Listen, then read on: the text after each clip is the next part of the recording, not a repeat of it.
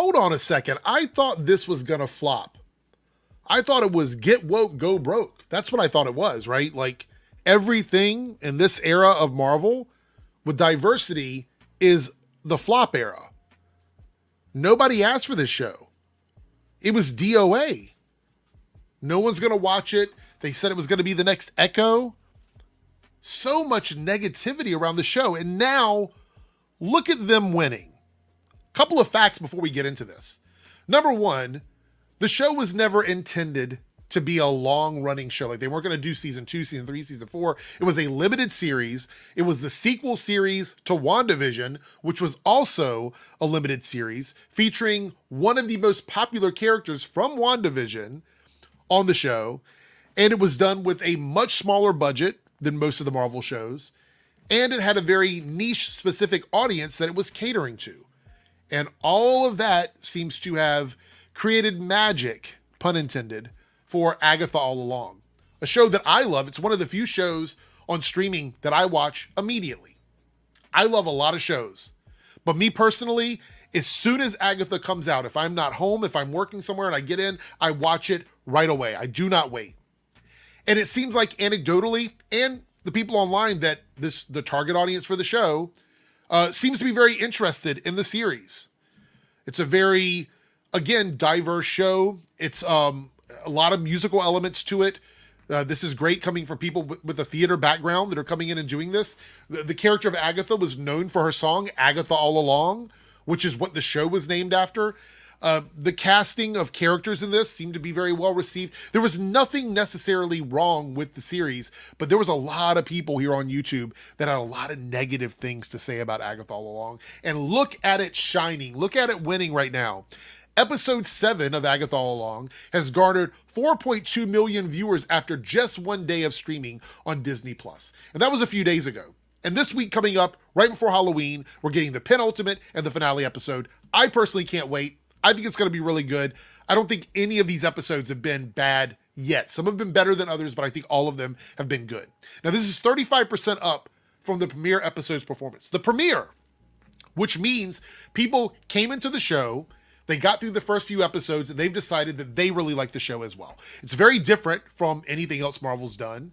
Again, this is what happens. When you dial out from a company and you go, I'm never going to watch anything from that company again because of the last few things I watched I didn't like. And you dial that out and you have something like Marvel, a company with so many different varied characters and storylines and tones when it comes to their series.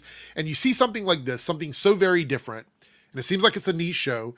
You should jump in and check it out. You should give it a shot. Because if you want something different from Marvel than what they've already been providing, then you should be checking out the stuff that doesn't fit that normal Marvel formula. Because that's the way you'll get things like this to continue, to move on.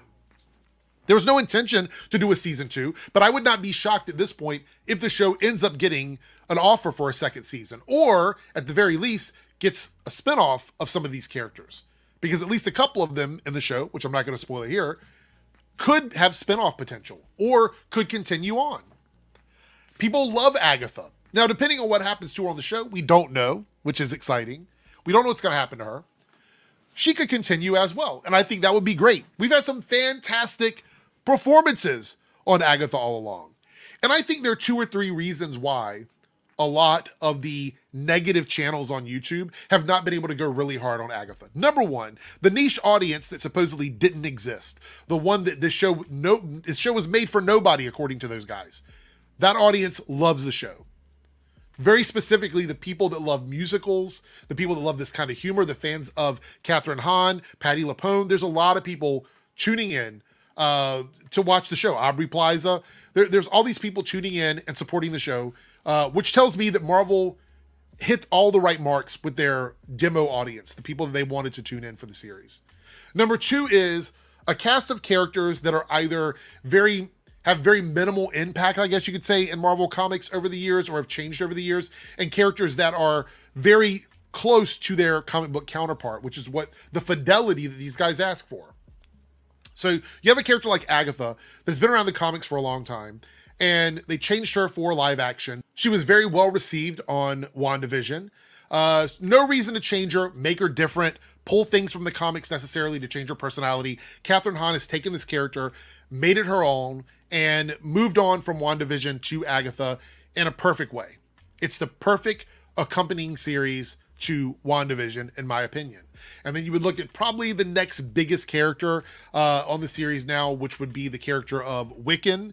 And Wiccan, although there are some complaints about Wiccan, which I think are valid, overall, in terms of the way the character is done on the series, it's very, very, very close to the comic books, as close as it can be based on the way the MCU is set up. The character was queer in the comics, queer in the live action show. So they can't complain about that unless you just want to complain about queer characters, because this wasn't like them swapping the sexuality of a character, swapping the gender, swapping the race of the character. None of that occurred. So therefore, they followed through with that fidelity, which is exactly what people were saying they wanted. So there didn't seem to be any reason to dislike the show. Low budget. One of the complaints is the large budget in the show.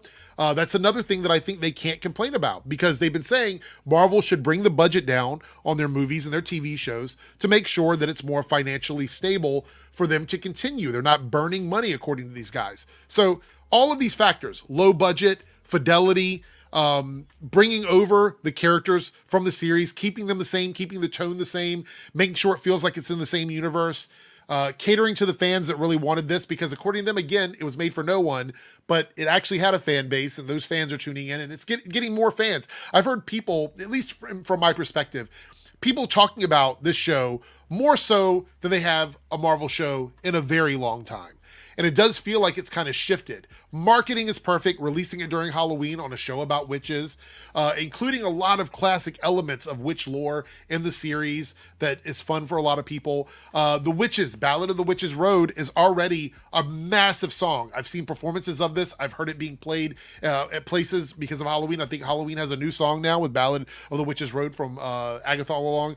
So many things they've done really well with this series, and I can't help but spin the praises of it and be so happy when these guys are so wrong about all of their hateful and negative videos. I want to point it out that you can be absolutely critical about stuff. You can talk about things critically. I make videos talking critically about stuff. I've talked critically about stuff on live streams, and there are even jokes that can be made. But when you spend months, sometimes years, attacking a movie or a TV show because it's women-led, because it's got women as creators, because it's got queer people in it, because it's got people of color in it, when you spend a vast majority of the time doing that kind of stuff, it's always very satisfying when that project ultimately survives, even in spite of all of the negative energy you tried to push that way. Because something could absolutely be awful, and I'll be the first one to say I didn't like it. We talked about The Acolyte. There were things in The Acolyte that I did not like. Overall, I still enjoyed the show, but there was some criticism about it. And I'm pretty sure when Agatha All Along is done, I'll look back and go, there was a few things I didn't like about that too. Like I said, not every episode was a home run. But at the end of the day, looking at these numbers and seeing the show really pull through and shine and just be the star that everybody wanted it to be from the beginning, at least all the people that were looking forward to the show. It's something satisfying about that. So I'm really happy about this. Look, are you enjoying Agatha All Along? What do you think about this? What do you think about the upcoming finale? What are you expecting to see? If you're going to enjoy this video and you like what you've heard, or you disagree with me, you can still leave it in the comments below. But please subscribe, leave a like, and become part of the Eric Verse. We'd love to have you guys over here. Thanks for watching, and I'll see you in the next video.